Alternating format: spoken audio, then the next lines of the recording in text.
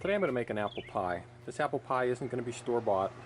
I'm going to go show you how to make the crust and the apple pie itself. This recipe is going to call for 2.5 cups of all-purpose flour, 1 cup, 2 sticks of butter which are chilled, teaspoon of salt, teaspoon of sugar, and about 6 to 8 tablespoons of ice water. And you'll see why as we get moving forward with this.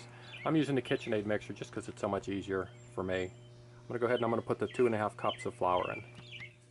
So one of the things I learned is to use this sifter. Initially I didn't think the sifter had any purpose, but the more I read on it now, put your flour in and you're sifting it, you're getting the hard parts out, but you're also aerating the flour. So you can see as you're sifting, you're basically fluffing up, but you're adding air to it, and it takes all the little chunks that are in here, breaks those chunks up. So into the mix I'm going to add 1 teaspoon of salt, and add 1 teaspoon of sugar. Now I'm going to start adding in the butter. I guess they call this cutting in, I'm not sure why. But you want to make sure your butter is chilled. A little better picture of it.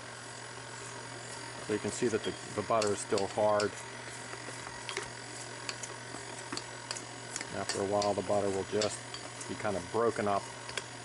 The trick is not letting this dough go too long, because the longer you air mix it, you get more air, which isn't good. Alright, so now I'm going to start adding water. We're going to add a tablespoon at a time. You see the consistency of the mixture. I'm going to put maybe three tablespoons in, and then we're going to stir it. It really doesn't take long, and then the whole thing will form into the dough. Alright, so we added about another half a tablespoon of water. I'm going to lock this down. And I think that's going to do it. I'll let this mix for 2 or 3 minutes. See how it's not like one big pile. Then we're going to use these apples. Once this sits for a while, we're going to use these apples that were canned probably 2 years ago. So we're going to put this, once it's done mixing, say another minute here, make sure everything's evenly distributed in it. We're going to go ahead and put this in the refrigerator and let it chill for 3 to 4 hours. You can let it sit 24 hours. I typically want my apple pie that day, so. Alright, I'm going to go ahead and call this a success. This is a nice uniform ball. I'm going to go ahead and put this in the refrigerator. I'm going to cover it with some saran wrap, and we'll come back in a few hours. So I'm taking advantage of my technology with this KitchenAid. If you don't have this type of mixer, obviously you can do it by hand. It's just going to take it a lot longer. Alright, so it's been sitting for probably an hour or 2. We're going to go ahead and cut this in half. Put some flour down. We're going to flatten.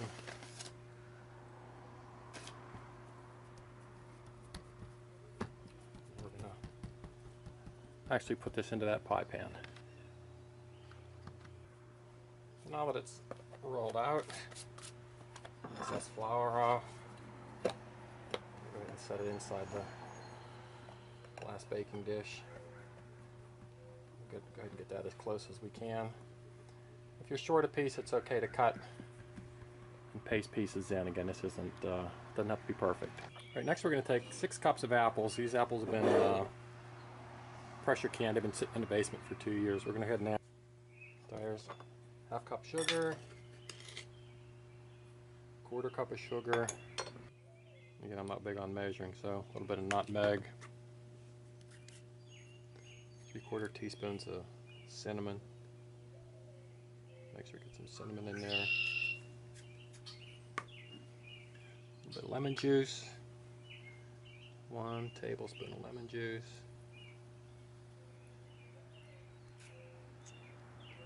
Then we're going to get some salt, 2 tablespoons of flour. You can tell this has been a while since I did this, because I probably should have mixed the dry ingredients first and then added the apples to it. Not that it matters. Then we're just going to go ahead and put everything in. and we're going to go ahead and bake it. So this is going to preheat the oven for 425.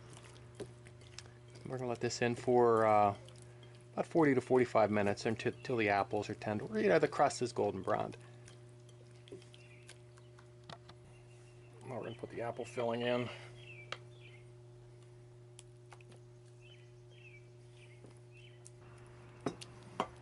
We'll go ahead and we'll make the top part for it.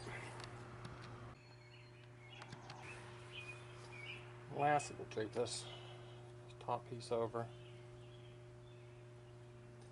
Go ahead and we'll pinch the sides together. Whatever's left over we'll cut off.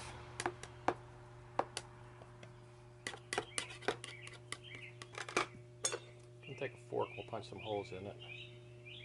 Could use a knife. And what I like to do is take a little bit of what's left over. Just kind of spread that on top. No sense getting rid of it. So we're going to go ahead and put this in the oven, 425 for about 20 minutes, and we'll see what it looks like. Alright, well here's the final product, apple pie. And boy, it just fills the whole kitchen up with that new pie smell. So if I can do this, anyone can do this.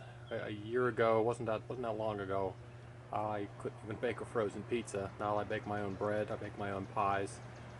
So give it a try. Thanks for watching.